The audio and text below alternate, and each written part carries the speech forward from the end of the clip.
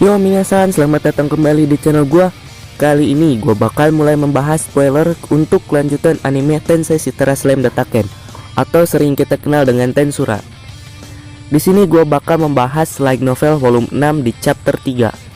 Tapi sebelum lanjut ke videonya, alangkah baiknya kalian subscribe dan jangan lupa bunyikan loncengnya supaya kalian gak ketinggalan video-video terbaru dari gua.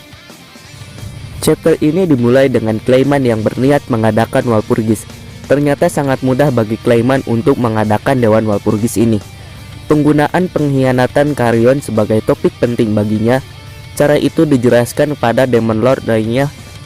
Dasarnya bahwa Carrion melanggar perjanjian non-agresi mereka dengan menyerang hutan Jura, dan Millie menghukumnya karena itu. Itu jelas aneh, tetapi tidak ada Demon Lord lainnya yang memprotes.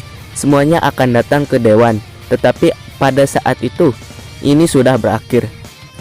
Walpurgis akan memberinya waktu yang berharga untuk membangkitkan dirinya sendiri menjadi True Demon Lord dan mendapatkan kekuatan yang besar. Lalu Milim juga akan ada di sana. Jika dia bertingkah patuh pada Clayman di depan para Demon Lord lainnya, itu akan membuktikan kepada mereka bahwa Clayman tidak mau menerima pembicaraan yang lainnya. Itulah rencananya, dan untuk mewujudkannya, ia membutuhkan operasi militer supaya berhasil. Itu harus dilakukan dengan cepat sebelum Demon Lord lainnya bisa ikut campur. Dia juga memiliki alasan yang sempurna untuk menghukum Carrion karena melanggar aturan perjanjian itu. Sama seperti bagaimana Dewan diselenggarakan, dia hanya harus menghasilkan bukti yang dia butuhkan untuk membuktikannya. Dengan semua yang ada di tempat, Clayman segera mengambil tindakan untuk melewati daerah kekuasaan Demon Lord Milim, dan pasukannya terus bergerak memasuki kerajaan Beast Iorazania. Yamza, seorang pria yang setia pada Clayman dari hatinya, terpilih menjadi pemimpin mereka.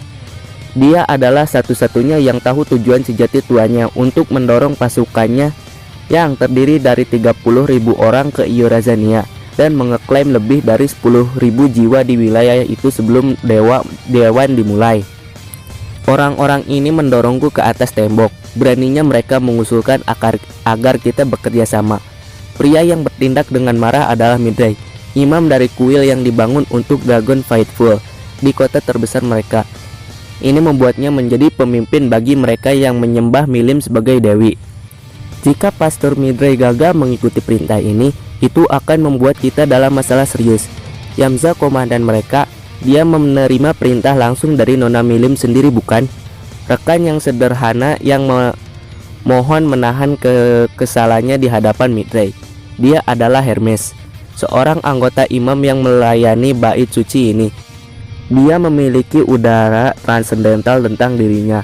Sebagian besar orang mengira dia dijebak. Itu mengakibatkan kerutan di kepala Midray. Diamlah kau, Hermes. Aku tidak perlu kau beritahu tentang itu. Aku tahu itu. Hermes tidak bisa membantu tetapi hanya memutar mata kepada pendeta yang sedang marah.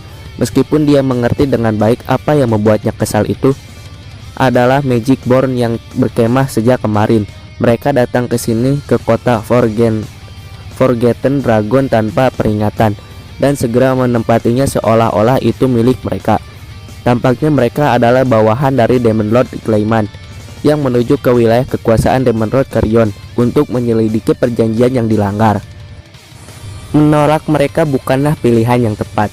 Midray bisa mengoceh dan membentak-bentak semua yang dia inginkan. Itu tidak akan mengubah apapun. Ada alasan yang cukup bagus untuk ini. Demon Lord yang menggulingkan kerajaan Beast Iorazania yang dipimpin oleh Carrion tidak lain adalah Milim, objek pemujaan Hermes dan rekan-rekan imamnya.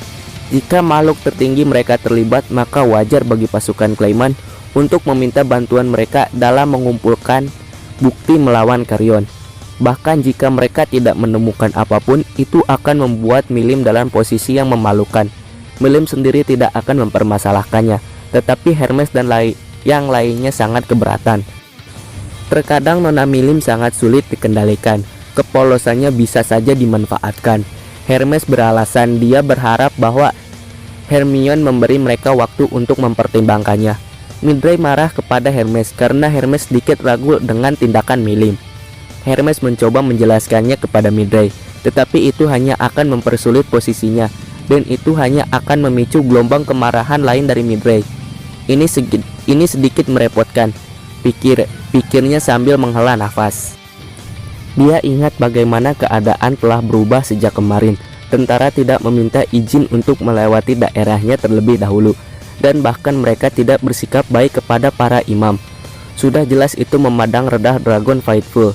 Jelas bahwa permintaan mereka untuk dukungan tidak benar-benar meminta sama sekali. Yang mereka lakukan hanyalah perintah terus-menerus. Dragon Faithful yang tinggal di sini di kota Forgotten Dragon berjumlah dari 100.000 totalnya. Mereka semua bekerja sama dalam kehidupan sehari-hari. Tidak ada pemerintah pusat yang bisa dibicarakan. Akibatnya tidak ada yang berbakat dalam pertempuran. Mereka mengandalkan perlindungan milim untuk menjaga perdamaian. Setidaknya itulah yang terlihat oleh orang luar. Tetapi ini hanya setengah benar. Semua hasil bumi dan barang-barang lain yang dihasilkan dikumpulkan di kuil pusat, di mana itu didistribusikan secara merata oleh kepala imam. Sepertinya sistem ini akan gagal, mendorong orang untuk tumbuh tidak produktif dan malas. Tetapi bukan itu masalahnya. Setiap orang pekerja dan non-pekerja dijamin setidaknya sejumlah kekayaan tertentu, dan semakin banyak bekerja keras juga akan diberikan persediaan tambahan. Ini mirip dengan ide pendapatan dasar universal yang telah mendapatkan daya tarik di sekitar Jepang modern. Masalah utama adalah siapa yang harus memutuskan berapa banyak kontribusi yang diberikan masing-masing individu kepada masyarakat, dan itu adalah pekerjaan Midray, diberikan secara eksekutif kepadanya oleh Milim. Hak itu memberi Midray semua kekuatan mutlak di kota ini, tetapi ia tidak pernah menyalahgunakan kekuatan itu.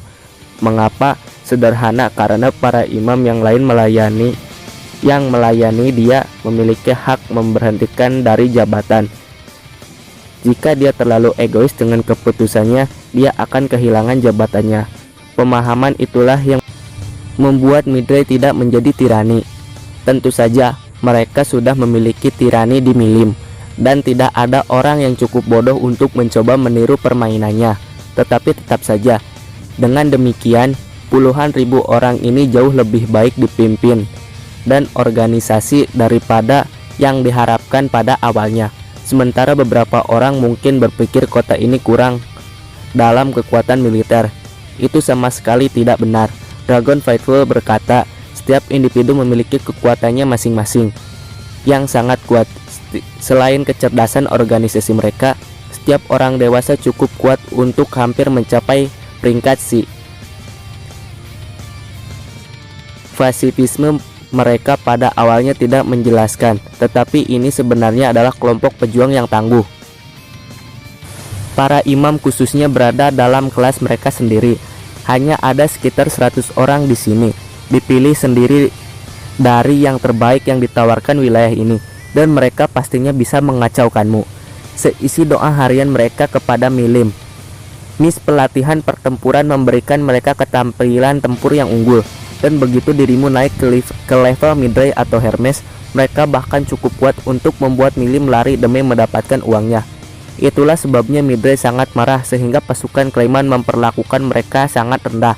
Namun bukan rahasia orang-orang ini saja. Yang kedua adalah penentu.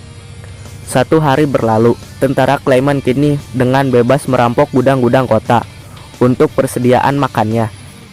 Pembuluh darah berdenyut-denyut di dahi Midray ketika dia meminta untuk tetap bersabar dengan mereka. Tetapi mengapa Milim tidak kembali? Tanyanya mencoba menyesuaikan target kemarahannya.